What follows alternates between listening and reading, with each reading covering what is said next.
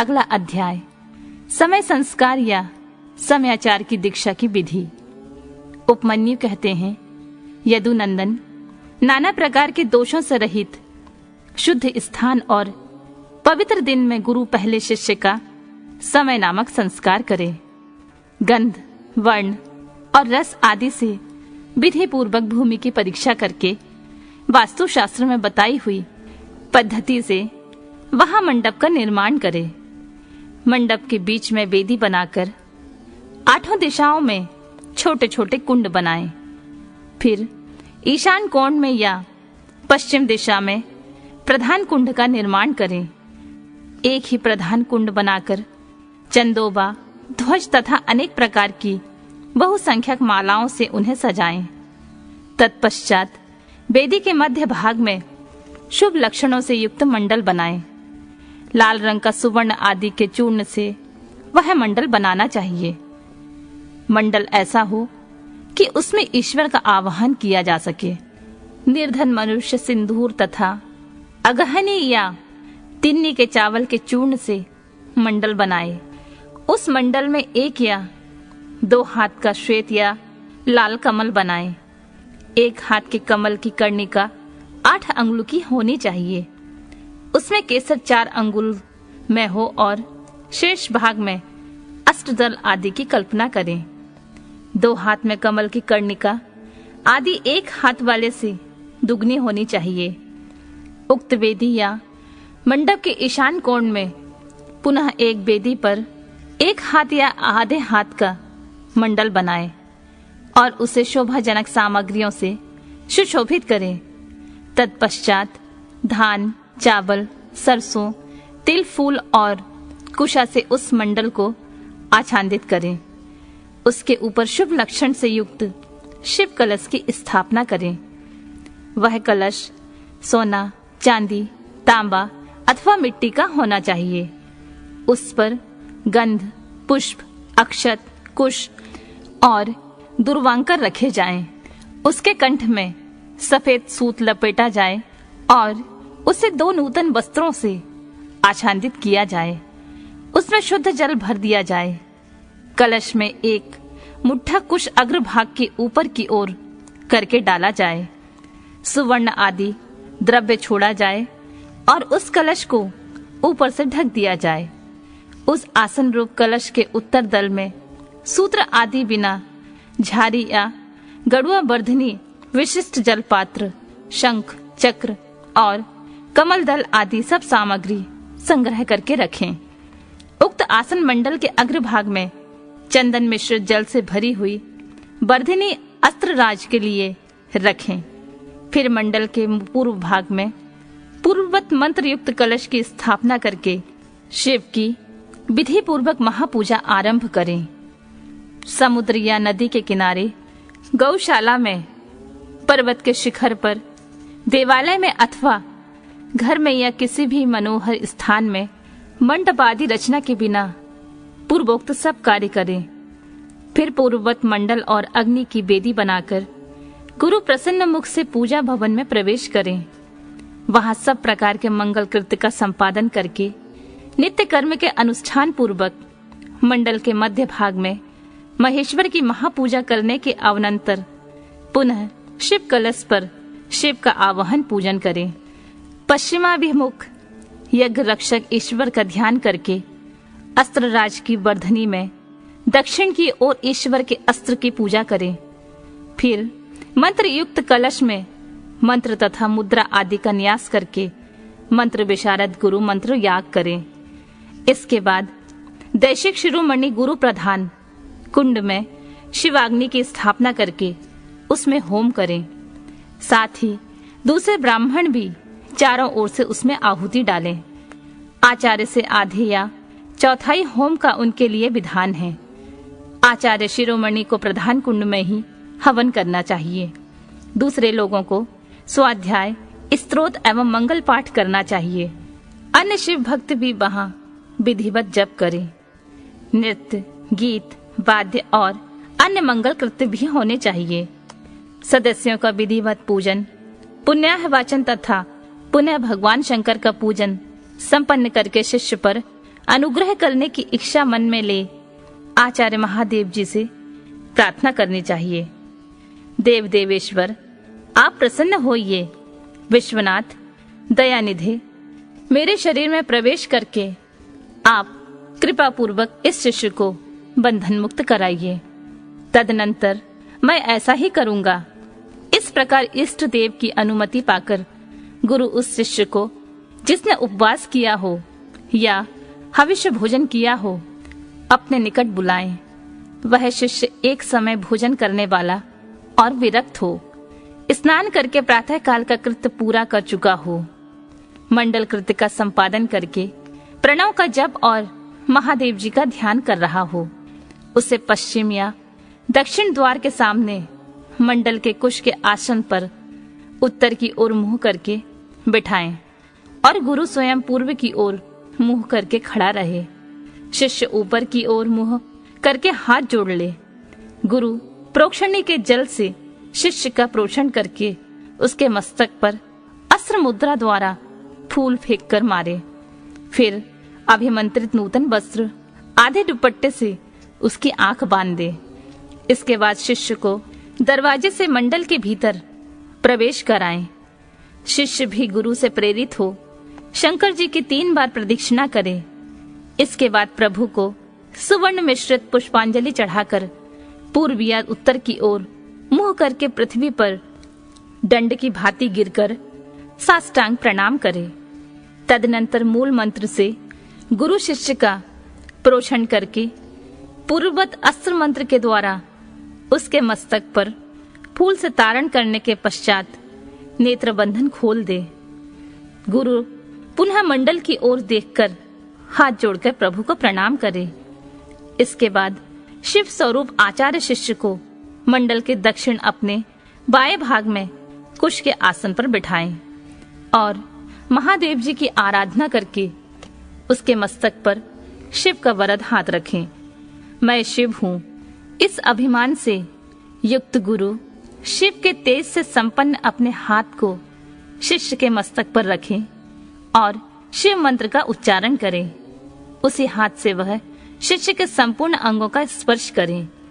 शिष्य भी आचार्य रूप में उपस्थित हुए ईश्वर को पृथ्वी पर गिरकर साष्टांग प्रणाम करे।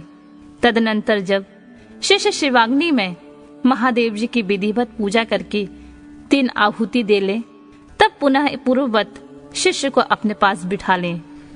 कुशों के अग्रभाग से उसका स्पर्श करते हुए विद्या या मंत्र द्वारा अपने आप को उसके भीतर आविष्ट करें।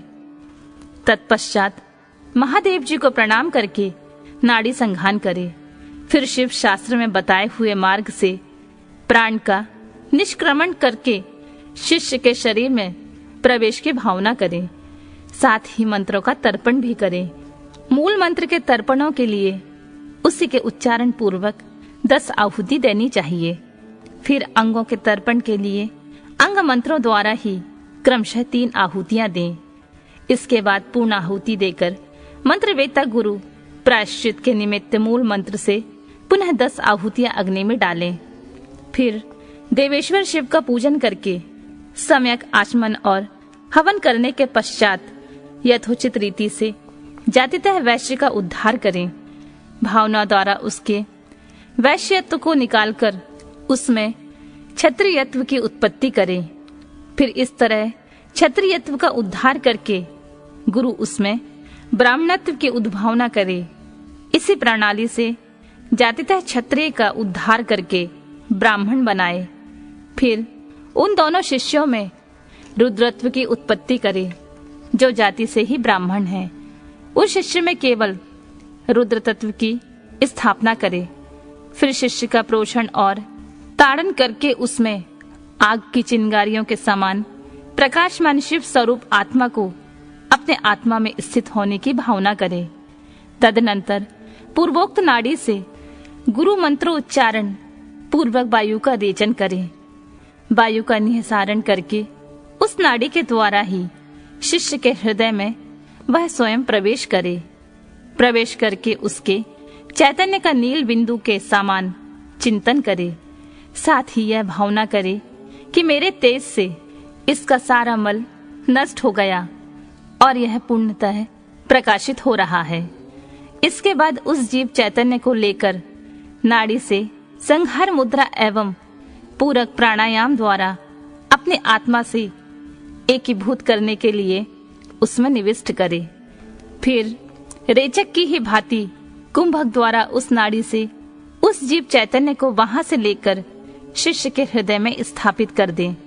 तत्पश्चात शिष्य का स्पर्श करके शिव से उपलब्ध हुए यज्ञोपवीत को उसे देखकर गुरु 3 बार आहुति दे, पूर्णहुति होम करे। इसके बाद आराध्य देव के दक्षिण भाग में शिष्य को कुश या फूल से आच्छादित करके श्रेष्ठ आसन पर बिठाकर उसका मुंह उत्तर की ओर करके उसे स्वस्तिक आसन में स्थित करे। शिष्य गुरु की ओर हाथ जोड़े रहे। गुरु स्वयं पूर्वाभिमुख हो एक श्रेष्ठ आसन पर खड़ा रहे और पहले से ही स्थापन पूर्वक सिद्ध किए हुए पूर्ण घटक को लेकर शिव का ध्यान करते हुए मंत्र पाठ तथा मांगलिक वाद्यों की ध्वनि के साथ शिष्य का अभिषेक करे। तदनंतर शिष्य उस अभिषेक के जल को पोंछकर श्वेत वस्त्र धारण करे, आचमन करके अलंकृत हो हाथ जोड़कर मंडप में जाए। तब गुरु पहले की भांति उसे कुशासन पर बिठाकर मंडल में महादेव जी की पूजा का करन्यास करे।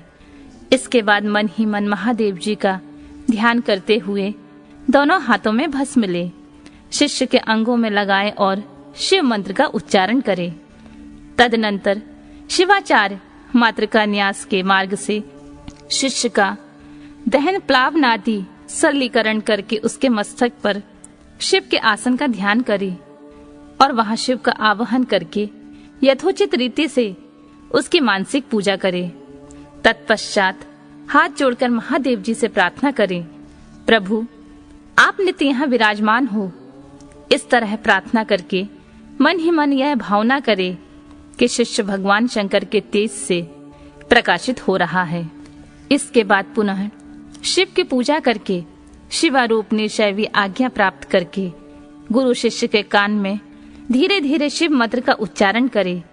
शिष्य हाथ जोड़े हुए उस मंत्र को सुनकर उसी में मन लगाकर शिवाचार्य की आज्ञा के अनुसार धीरे धीरे उसकी आवृत्ति करे। फिर मंत्र ज्ञान कुशल आचार्य शाक्त मंत्र का उपदेश दे उसका सुखपूर्वक उच्चारण करवाकर शिष्य के प्रति मंगल प्रशंसा करे। तत्पश्चात संक्षेप में वाच्य वाचक योग के अनुसार ईश्वर रूप मंत्र का उपदेश देकर योगासन की शिक्षा दे।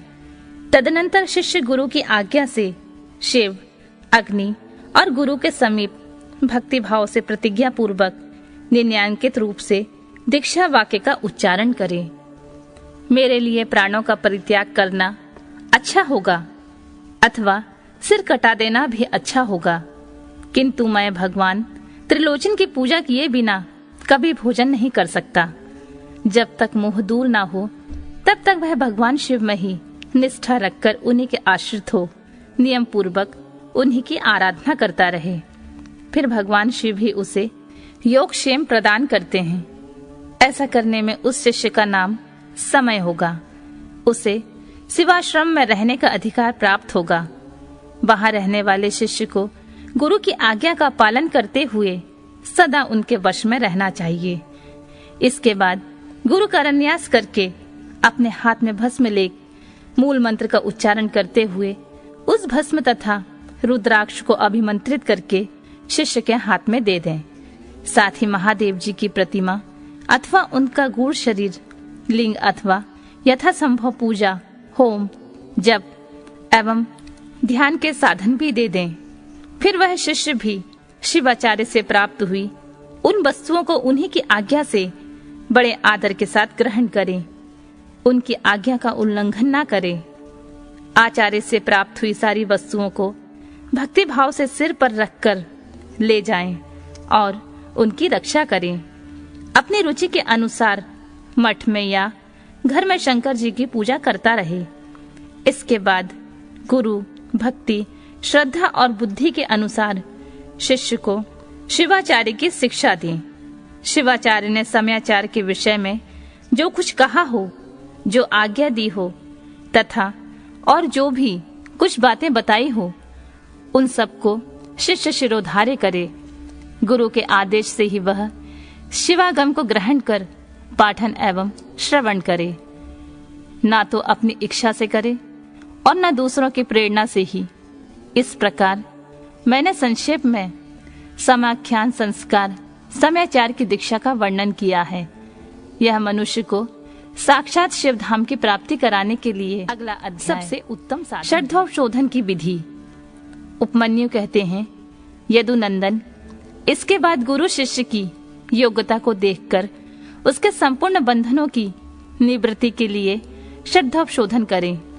कला, तत्व, भुवन, वर्ण, पद और मंत्र, यही संक्षेप में 6 अध्वा कहे गए हैं। निवृत्ति आदि जो 5 कलाएं हैं उन्हें विद्वान पुरुष कलाध्वा कहते हैं। अन्य 5 अध्वा इन 5 कलाओं से व्याप्त हैं। शिव तत्व से लेकर भूमि पर्यंत जो 26 तत्व हैं उनको तत्वाध्वा कहते हैं। यह अध्वा शुद्ध और अशुद्ध के भेद से 2 प्रकार का है। आधार से लेकर उन्मनाद तक भुवनाध्वा कहा गया है। यह भेद और उपभेदों को छोड़कर 60 हैं। रुद्र स्वरूप जो 50 वर्ण है उसे वर्णाध्वा की संज्ञा दी गई है। पदों को पदाध्वा कहा गया है जिसके अनेक भेद हैं। सब प्रकार के उपमंत्रों से मंत्राध्वा होता है जो परम विद्या से व्याप्त है। जैसे तत्वनायक शिव की तत्वों में गणना नहीं होती, उसी प्रकार उस मंत्र नायक महेश्वर की मंत्राध्वा में गणना नहीं होती।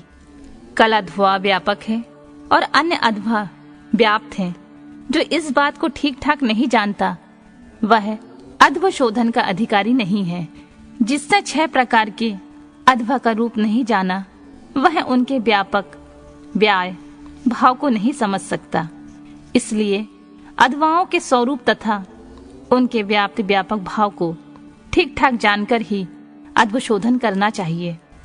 पूर्ववत कुंड और मंडल निर्माण का कार्य वहां करके पूर्व दिशा में 2 हाथ लंबा चौड़ा कलश मंडल बनाए। तत्पश्चात शिवाचार्य शिष्य सहित स्नान और नित्य कर्म करके मंडल में प्रविष्ट हो पहले की भांति ही शिव जी की पूजा करें। फिर वहां लगभग 4 सेर चावल से तैयार की गई खीर में से आधा प्रभु को नैवेद्य लगा दें और शेष खीर को होम के लिए रख दें। पूर्व दिशा की ओर बने हुए मंडल में गुरु 5 कलशों की स्थापना करे। चारों को चारों दिशाओं में रखे और एक को मध्य भाग में। उन कलशों पर मूल मंत्र के नमः शिवाय इन 5 अक्षरों को बिंदु और नाद से युक्त करके उनके द्वारा कल्प विधि के ज्ञाता गुरु ईशान आदि ब्रह्मों की स्थापना करे। मध्यवर्ती कलश पर ओम नमः ईशाय नाम नमः ईशानम स्थापयामि कहकर ईशान की स्थापना करे। पूर्ववर्ती कलश पर ओम मम तत्पुरुषाय नमः तत्पुरुषम स्थापयामि कहकर तत्पुरुष की, दक्षिण कलश पर ओम शिव अरोधाय नमः अघोरम स्थापयामि कहकर अघोर की, वाम या उत्तर भाग में रखे हुए कलश पर ओम वामदेवाय नमः वामदेवम स्थापयामि कहकर वामदेव की तथा पश्चिम कलश पर ओम यम सद्दोजातम नमः सद्दोजातम स्थापयामि कहकर सद्दोजात की स्थापना करें। तदनंतर रक्षा विधान करके मुद्रा बांधकर कलशों को अभिमंत्रित करें। इसके बाद पूर्ववत शिवाग्नि में होम आरंभ करें। पहले होम के लिए जो आधी खीर रखी गई थी उसका हवन करके शेष भाग शिष्य को खाने के लिए दें। पहले की भांति मंत्रों का तर्पणांत करके पूर्णाहुति होम करने के पश्चात प्रदीपन कर्म करें। प्रदीपन कर्म से ओम होम नमः शिवाय फट स्वाहा का उच्चारण करके क्रमशः हृदय आदि अंगों को 3-3 आहुतियां देनी चाहिए। अंगों में हृदय, सिर, शिखा, कवच, नेत्रत्रय और अस्त्र, इन 6 की गणना है। इनमें से एक एक अंग की 3-3 बार मंत्र पढ़कर 3-3 आहुतियां देनी चाहिए। इन सब के स्वरूप का तेजस्वी रूप में चिंतन करना चाहिए। इसके बाद ब्राह्मण की कुमारी कन्या के द्वारा गाते हुए सफेद सूत को एक बार त्रिगुण करके पुनः त्रिगुण करें। फिर उस सूत्र को अभिमंत्रित करके उसका एक छोर शिष्य के शिखा के अग्रभाग में बांध दें। शिष्य सिर ऊंचा करके खड़ा हो जाए। उस अवस्था में वह सूत उसके पैर के अंगूठे तक लटकता रहे। सूत को इस तरह लटकाकर उसमें सुषुम्ना नाड़ी की संयोजना करें। फिर मंत्रज्ञ गुरु शांत मुद्रा के साथ मूल मंत्र से 3 आहुति का होम करके उस नाड़ी को लेकर उस सूत्र में स्थापित करे। फिर पूर्ववत फूल फेंककर शिष्य के हृदय में ताड़न करे और उससे चैतन्य को लेकर 12 आहुतियों के पश्चात शिव को निवेदित कर उस लटकते हुए सूत्र को एक सूत से जोड़े और हुम पटह मंत्र से रक्षा करके उस सूत को शिष्य के शरीर में लपेट दे। फिर यह भावना करे कि शिष्य का शरीर मूत्रत्रयमय पाश है, भोग और भोग्यत्व का लक्षण है। यह विषय इंद्रिय और देह आदि का जनक है। तदनंतर शांति अतीता आदि 5 कलाओं की जो आकाश आदि तत्व रूपणी है, उस सूत्र में उनके नाम ले लेकर जोड़ना चाहिए। इसी तरह इन कलाओं का योजन करके उनके नाम के अंत में नमः जोड़कर इनकी पूजा करें। यथा शांति अतीते काले नमः, शांति कालिये नमः इत्यादि, अथवा आकाशादि के बीजभूत हम यम रम बम लम मंत्रों द्वारा या पंचाक्षर के 5 अक्षरों में नाद बिंदु का योग करके बीज रूप हुए उन मंत्रोक्षरों द्वारा क्रमशः पूर्वोक्त कार्य करके तत्व आदि में मलादि पाशों की व्याप्ति का चिंतन करें। इसी तरह मलादि पाशों में भी कलाओं की व्याप्ति देखें। फिर आहुति करके उन कलाओं को संदीपित करें। तदनंतर शिष्य के मस्तक पर पुष्प से ताड़न करके उसके शरीर में लिपटे हुए सूत्र को मूल मंत्र के उच्चारण पूर्वक शांति अतीत पद में अंकित करें। इस प्रकार क्रमशः शांति अतीत से आरंभ करके निवृत्ति कला पर्यंत पूर्वोक्त कार्य करके 3 आहुतियां देकर मंडल में पुनः शिव का पूजन करें। इसके बाद देवता के दक्षिण भाग में शिष्य को कुश युक्त आसन पर मंडल के उत्तराभिमुख बिठाकर गुरु होमा वशिष्ठ चरु उसे दें। गुरु के दिए हुए उस चरु को शिष्य आदर पूर्वक ग्रहण करके शिव का नाम ले उसे खा जाए। फिर 2 बार आचमन करके शिव मंत्र का उच्चारण करे। इसके बाद गुरु दूसरे मंडल में शिष्य को पंचगव्य दे। शिष्य भी अपनी शक्ति के अनुसार उसे पीकर 2 बार आचमन करके शिव का स्मरण करे। इसके बाद गुरु शिष्य को मंडल में पूर्ववत बिठाकर उसे शास्त्रोक्त लक्षण से युक्त दंत धावन दे। शिष्य पूर्व या उत्तर की ओर मुंह करके बैठे और मौन हो उस दातून के कोमल अग्रभाग के द्वारा अपने दांतों की शुद्धि करे। फिर उस दातून को धोकर फेंक दे और कुल्ला करके मुंह हाथ धोकर शिव का स्मरण करे। फिर गुरु की आज्ञा पाकर शिष्य हाथ जोड़े हुए शिव मंडल में प्रवेश करे। उस फेंके हुए दातून को यदि गुरु ने पूर्व उत्तर या पश्चिम दिशा में अपने सामने देख लिया हो तब तो मंगल है, अन्यथा अन्य दिशाओं में देखने पर अमंगल होता है। यदि निंदित दिशा की ओर वह दिख जाए तो उसके दोष की शांति के लिए गुरु मूल मंत्र से 108 या 54 आहुतियां का होम करे। तत्पश्चात शिष्य का स्पर्श करके उसके कान में शिव नाम का जप करके महादेव जी के दक्षिण भाग में शिष्य को बिठाए। वहां नूतन वस्त्र पर बिछे हुए कुश को अभिमंत्रित आसन पर पवित्र हुआ। शिष्य मन ही मन शिव का ध्यान करते हुए पूर्व की ओर सिरहाना करके रात में सोए।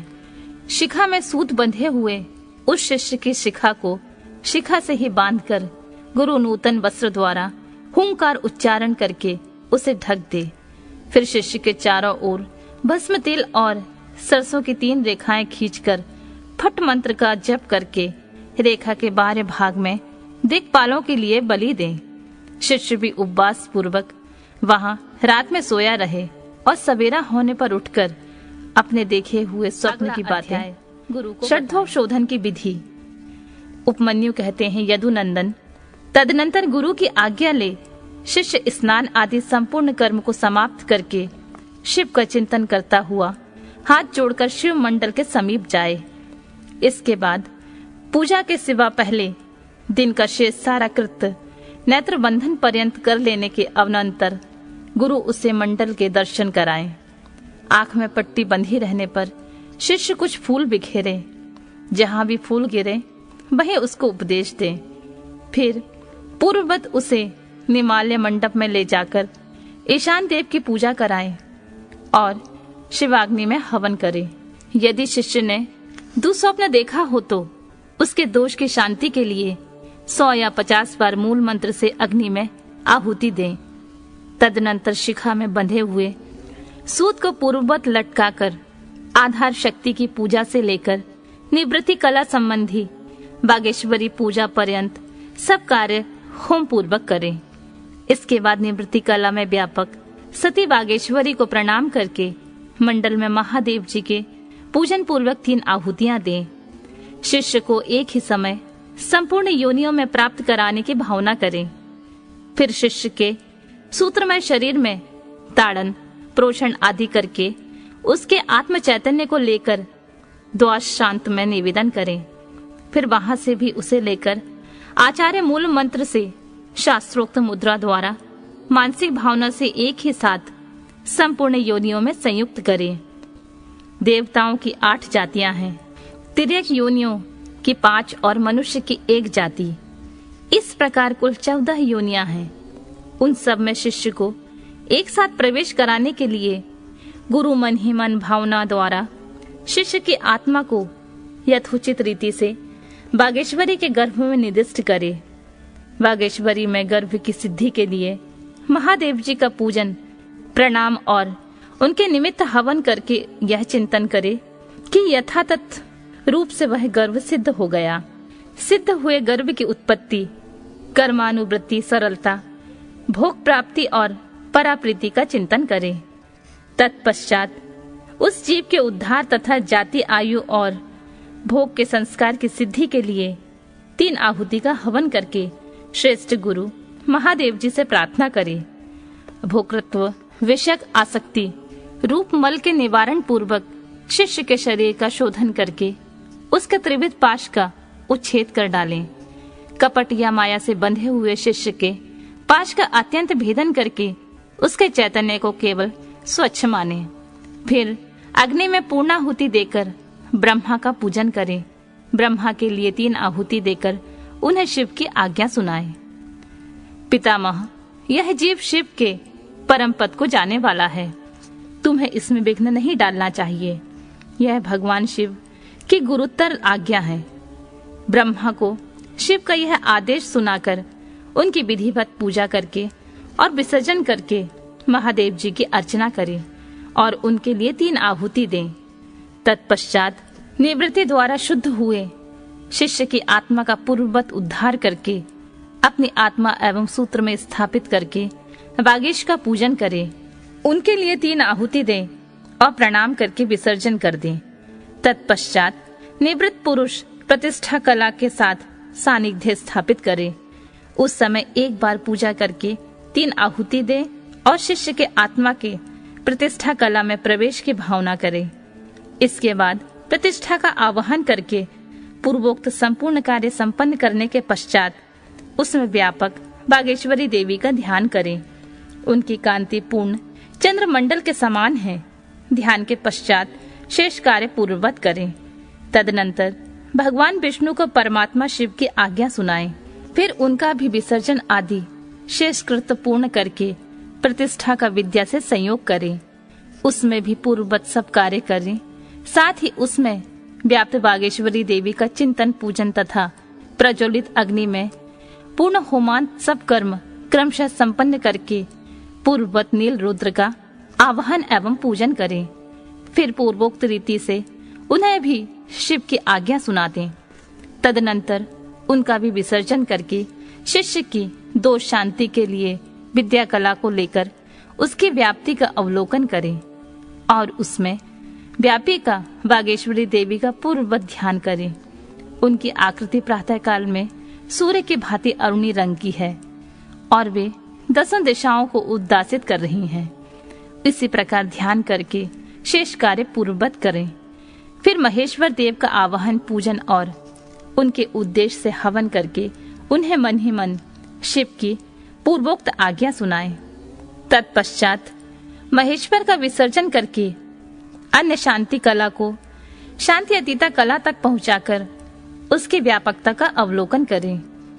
उसके स्वरूप में व्यापक बागेश्वरी देवी का चिंतन करें। उनका स्वरूप आकाश मंडल के समान व्यापक है। इस प्रकार ध्यान करके पूर्णाहुति होम पर्यंत सारा कार्य पूर्ववत करें। शेष कार्य की पूर्ति करके सदा शिव की विधिवत पूजा करें और उन्हें भी अमित पराक्रमी शंभु की आज्ञा सुना दें। फिर वहां भी पूर्ववत शिष्य के मस्तक पर शिव की पूजा करके उन बागेश्वर देव को प्रणाम करें और उनका विसर्जन कर दें। तदनंतर शिव मंत्र से पूर्ववत शिष्य के मस्तक का प्रोषण करके यह चिंतन करे कि शांति अतीता कला का शिव मंत्र में विलय हो गया। 6 अधवाओं से परे जो शिव की सर्वाध व्यापिनी पराशक्ति है, वह करोड़ों सूर्यों के समान तेजस्विनी है। ऐसा उनके स्वरूप का ध्यान करें। फिर उस शक्ति के आगे शुद्ध स्फटिक के समान निर्मल हुए शिष्य को ले आकर बिठा दें और आचार्य कैची को धोकर शिव शास्त्र में बताई हुई पद्धति के अनुसार सूत्र सहित उसकी शिखा का छेदन करें। उस शिखा को पहले गोबर में रखकर फिर ओम नमः शिवाय वौषट का उच्चारण करके उसका शिवाग्नि में हवन कर दें। फिर कैची धोकर रख दें और शिष्य की चेतना को उसके शरीर में लौटा दें। इसके बाद जब शिष्य स्नान, आचमन और स्वस्ति वाचन कर ले, तब उसे मंडल के निकट ले जाएं और शिव को दंडवत प्रणाम करके क्रियालोप जनित दोष की शुद्धि के लिए यथोचित रीति से पूजा करें। तदनंतर वाचक मंत्र का धीरे धीरे उच्चारण करके अग्नि में 3 बार आहुतियां दें। फिर मंत्र वैकल्पिक जनित दोष की शुद्धि के लिए देवेश्वर शिव का पूजन करके मंत्र का मानसिक उच्चारण करते हुए अग्नि में 3 बार आहुतियां दें। वहां मंडल में विराजमान अम्बा पार्वती सहित शंभु की समाराधना करके 3 आहुतियों का हवन करने के पश्चात गुरु हाथ जोड़कर इस प्रकार प्रार्थना करे, भगवान, आपकी कृपा से इस शिष्य की श्रद्धा शुद्धि हो गई है, अतः अब आप इसे अपने अविनाशी परम धाम में पहुंचाइए। इस तरह भगवान से प्रार्थना कर नाड़ी संघान पूर्वक पूर्ववत पूर्णाहुति होम पर्यंत कर्म का संपादन करके भूत शुद्धि करें। स्थिर तत्व, अस्थिर तत्व, शीत तत्व, उष्ण तत्व तथा व्यापकता एवं एकता रूप आकाश तत्व का भूत शुद्धि कर्म से चिंतन करें। यह चिंतन उन भूतों की शुद्धि के उद्देश्य से ही करना चाहिए। भूतों की ग्रंथियों का छेदन करके उसके अधिपतियों या अधिष्ठाता देवताओं सहित उनके त्याग पूर्वक स्थिति योग के द्वारा उन्हें परम शिव से नियोजित करें। इस प्रकार शिष्य के शरीर का शोधन करके भावना द्वारा उसे दग्ध करें। फिर उसकी राख को भावना द्वारा ही अमृत कणों से अप्रलापित करें। तदनंतर उसमें आत्मा की स्थापना करके उसके विशुद्ध अधमय शरीर का निर्माण करें। उसमें पहले संपूर्ण अधमों को व्यापक शुद्ध शांतियता कला का शिष्य के मस्तक पर न्यास करे।